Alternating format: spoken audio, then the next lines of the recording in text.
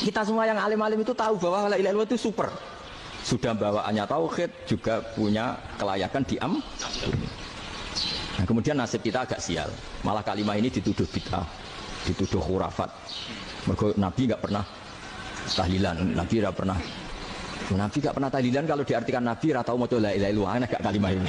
Tahlilan yang dimaksud bukan mengucapkan la ilaha illallah, bukan ya. Tetapi tahlilan praktek yang terjadi di masyarakat. Karena ada sebagian orang mengatakan itu salafi, katanya melarang kita mengucapkan la ilaha illallah. Bukan. Kalau mengucapkan la ilaha illallah itu dianjurkan. Bahkan diterangkan di dalam hadis, kata Rasul sallallahu alaihi wasallam, "Man qala akhirul kalami la ilaha illallah dakhalal jannah." Barang siapa yang akhir ucapannya la ilaha illallah, maka masuk ke dalam surga ya.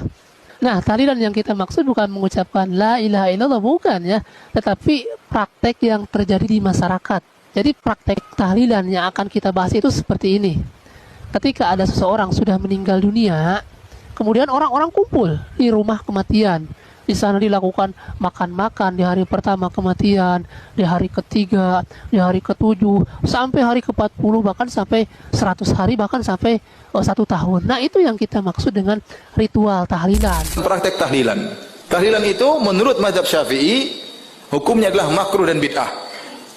Dan ini dalam buku Imam Nawawi, seluruh buku, makanya saya sering tantang. Datangkan ulama Syafi'iyah satu saja yang mengatakan tahlilan hukumnya sunnah. Datangkan. Tidak ada. Ente akan dapati seluruh ulama Syafi'iyah dalam buku-buku fikih mereka mengatakan tahlilan itu hukumnya apa? Bid'ah dan apa? Makruh. Sampai perkataan dari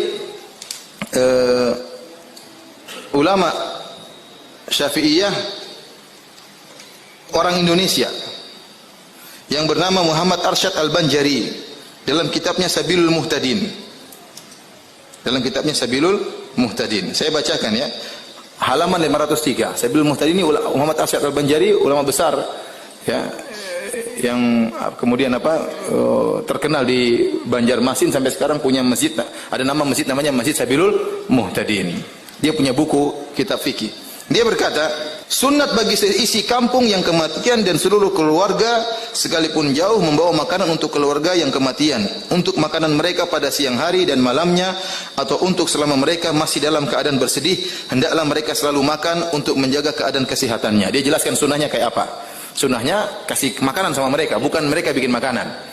Sunnahnya keluarga jauh pun membantu mereka. Jadi karena mereka dalam kondisi susah, diberi hiburan dengan berikan makanan, mungkin diberikan bantuan uang. Karena mereka terkena musibah. Orang kena musibah kita hibur dengan beri apa?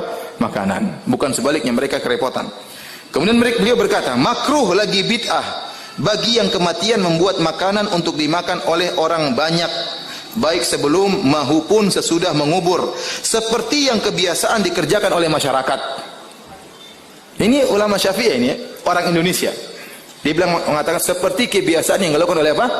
Masyarakat. Jadi maksud saya, ya, perkara ini perkara yang ma'ruf ya dalam mazhab Syafi'iyah, bahwasanya membuat acara makan-makan setelah kematian hukumnya apa?